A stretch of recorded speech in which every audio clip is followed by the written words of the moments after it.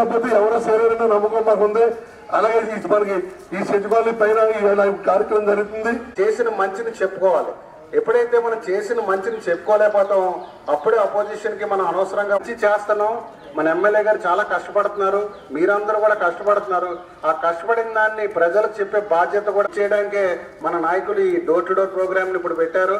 త్వరలోనే 44 సంవత్సరాలుగా నా నినాది కుట్రల కుతంత్రాలు రాజకీయాలకు అతీతంగా, కులమతాలకు అతీతంగా, వర్గ గ్రూపులకు అతీతంగా అభివృద్ధి ధ్యేయంగా పనిచేసుకుంటూ రాజమహేంద్రవరం నగరాన్ని నగర చుట్టుపక్కల ప్రాంతాలను అభివృద్ధి చేసుకుంటూ వెళ్ళాం.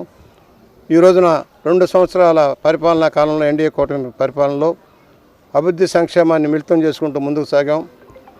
ఈ 2 సంవత్సరాల్లోనే దాదాపుగా 1800 కోట్ల రూపాయల అభివృద్ధి కార్యక్రమాలు, వివిధ సంక్షేమ కార్యక్రమాలు అమలు చేశాం.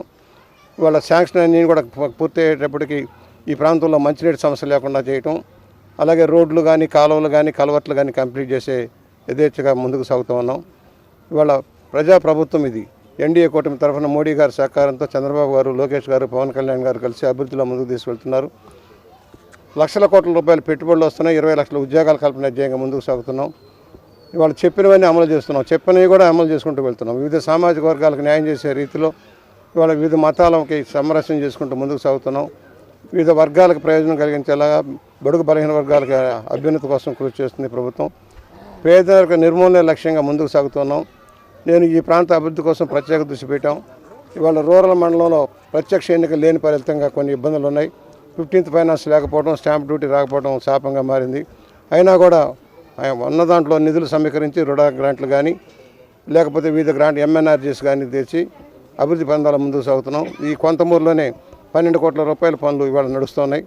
రాబోయే 3-4 నెలలు కంప్లీట్ చేసి ఇది ఒక మంచి మురుగునీటి పారుదల వ్యవస్థను మెరుగుపరచడమే కాదు, గోదావరి నీటిని ధవళేశ్వరం దగ్గర నుంచి తీసుకుని నీరు బొమ్మూరు నుంచి తీసుకొని ఇక్కడికి ఈ గ్రామాలన్నిటి కూడా రూరల్ నియోజకవర్గం మొత్తానికి కూడా ఇంటింటికి కుళాయి ఇచ్చే కార్యక్రమం అవుతుంది. 22వ తారీఖు టెండర్ ఫైనలైజ్ అయిపోతే నెలాఖరు కల్లా వర్క్ బిగిన్ చేసే కార్యక్రమం అమలు చేస్తున్నాం. దానికోసం మరో 3 ఎకరాల భూమి కూడా కేటాయింపు చేసాం. ఇవాళ సంక్షేమం, అభివృద్ధి 2 కళ్ళుగా ముందుకు సాగుతున్నాం. రాబోయే పుష్కరాల నాటికి ఈ ప్రాంతం అంతా కూడా అభివృద్ధి చెందాలని రింగ్ రోడ్డు వేయాలి. ఇక్కడ ఏదైతే కొంతమూరికి ఉందో లాలా చెరువు, దివాన్ చెరువు నుంచి కూడా రింగ్ రోడ్డు రావాల్సిన అవసరం ఉంది. దానివైపు కూడా దృష్టి సారించాం. హైవేకి 2 రోడ్లు కలపాలని ప్రయత్నం చేస్తున్నాను. ఏదైతే ఉందో క్వారీ రోడ్డు కూడా పాడైపోయింది. గతంలో పుష్కరాలకు వేయించిన రోడ్డు ఇవాళ దాన్ని కూడా తవ్వేశారు. మరలా లాలా చెరువు నుంచి శాంటోరిన్ దాకా వచ్చే రోడ్డును కూడా అభివృద్ధి చేయడం కోసం కార్యాచరణతో ముందుకు సాగుతున్నామని తెలియజేసుకుంటూ ఇవాళ భారీ ఎత్తున చేస్తున్న కార్యక్రమంలో ప్రజల భాగస్వామ్యం చాలా సంతృప్తిగా వెళ్తున్నారు. చాలా ఆనందంగా దీవిస్తూ ఉన్నారు. ఇంటింటికి హారతలు పడుతూ ఉన్నారు. మాకు జరిగింది, ప్రతి ఇంటికి మేలు జరిగింది. గ్యాస్ బండ్ల విషయంలో కావచ్చు, స్త్రీశక్తి బస్సు పథకంలో కావచ్చు, లేకపోతే తల్లికి వందనంలో కావచ్చు, స్కూళ్ళలో, పాఠశాలలో ఇస్తున్న సౌకర్యాలు కావచ్చు, అన్నా క్యాంటీన్లు ఇవన్నీ కూడా ప్రజలకు మేలైన సేవలు అందిస్తున్నాయని ప్రజలు సంతృప్తి ఉన్నారు. ఒక సమస్య ఒకటే ఉంది, హౌసింగ్ సమస్య. గత ప్రభుత్వ నిర్వాహకం వల్ల తాంబూలాలు ఇచ్చాను, తనుజాన పనికిరాని కాగితాలు ఇచ్చారు, స్థలాలు చూపించలేదు, ఇళ్ల స్థలాల కేటాయింపు ప్రకారం దోపిడీ చేశారు. ఇవాళ మళ్ళీ ప్రభుత్వం సరిచేసి వాళ్ళందరికీ 2 సెంట్లకు 3 సెంట్లకు తప్పున స్థలం ఇచ్చి ఇల్లు కట్టించాలనే ఆలోచనలో ఉన్నాం. రాజమండ్రి రూరల్ సిటీకి ఇది ఒక శాపంగా మారింది గత ప్రభుత్వ నిర్వాహకం. త్వరలోనే దాన్ని సరిచేసి అందరికీ హౌసింగ్ స్కీమ్లో జోరుస్తామని సవినయంగా మనవి చేస్తూ ఉన్నాను.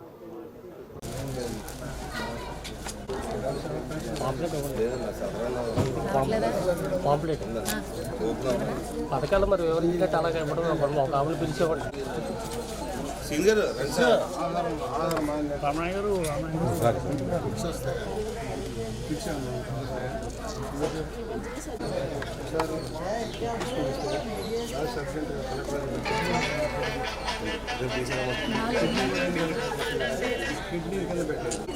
ఒకసారి ఆవిడ చూపించాలి. గ్యాస్ బండ్లు వచ్చాయి, ఇంకేం కావాలి? అమ్మాయి బస్సు వెళ్ళిపోతుందా? స్కూల్ బస్సా? కాలేజ్?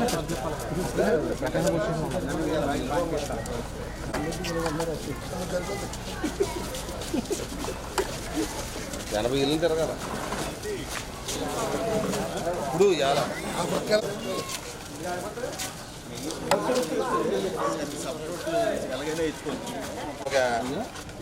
అప్పుడు చేసావరా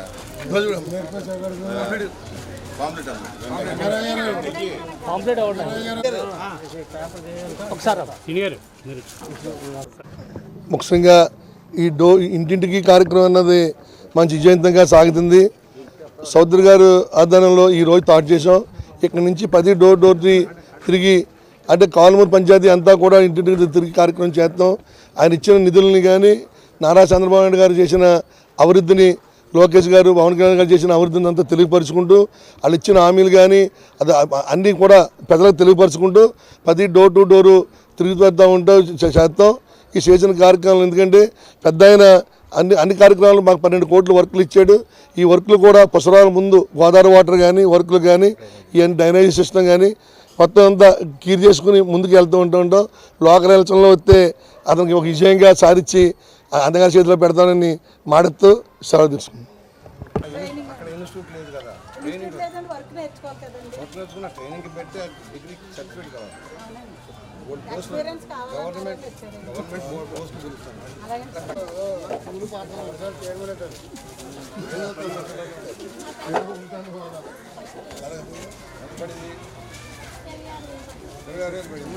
స్కూల్లో అందరికి పడిందా?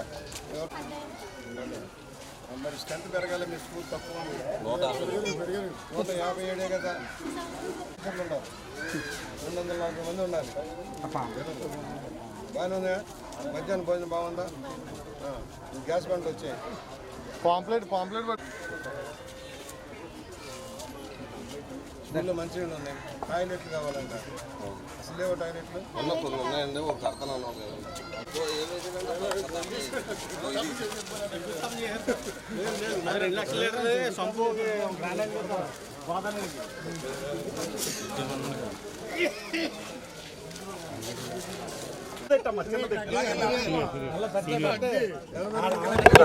గ్లోబల్ ఇమేజ్ తీసుకొస్తున్నారు.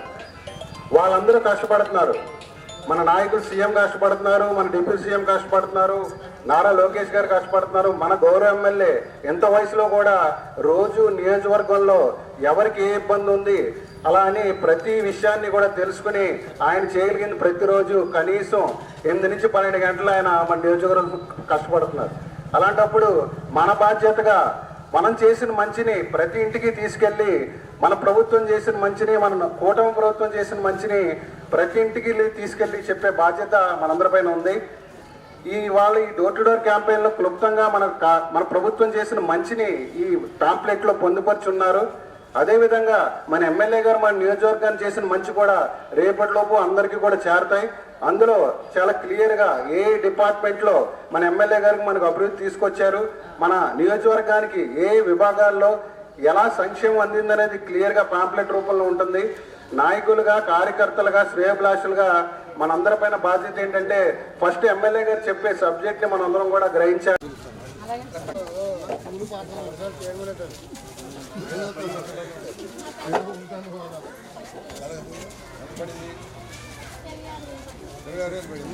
స్కూల్లో అందరికి పడిందా? మరి స్ట్రెంత్ పెరగాలి. మీ స్కూల్ తక్కువ 157 కదా. 240 మంది ఉండాలి. బాగానే ఉందా? మధ్యాహ్నం భోజనం బాగుందా? గ్యాస్ బండ్లు వచ్చాయి. పాంప్లెట్ స్కూల్లో మంచిగా ఉన్నాయి. టాయిలెట్లు కావాలంట. అసలు లేవు టాయిలెట్లు. కొన్ని ఉన్నాయండి. ఒక కడతాను.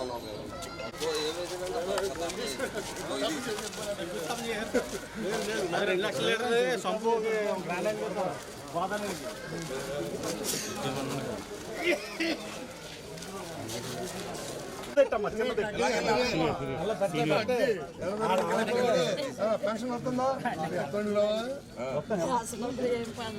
ఎందుకు పెట్టా?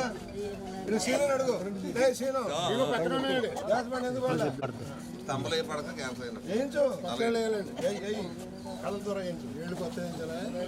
బస్సు ఎక్కావా? ఎక్కదండి. ఎక్కడికి వెళ్తాం? ఎక్కువ మా ఇంటి గుడిసెలో ఉన్నావేంటి నువ్వు? ఏంటిది? శివా ప్రతి ఇంటికి నువ్వే నీళ్ళేమైంది? అక్కడ రాలేదా? టిట్కోలో ఎందుకు రాలా? ఏమైంది టిట్కో? పెట్టి మీ వాళ్ళు కొంతమందికి ఇచ్చారు అక్కడ. నీకెందుకు రాలా?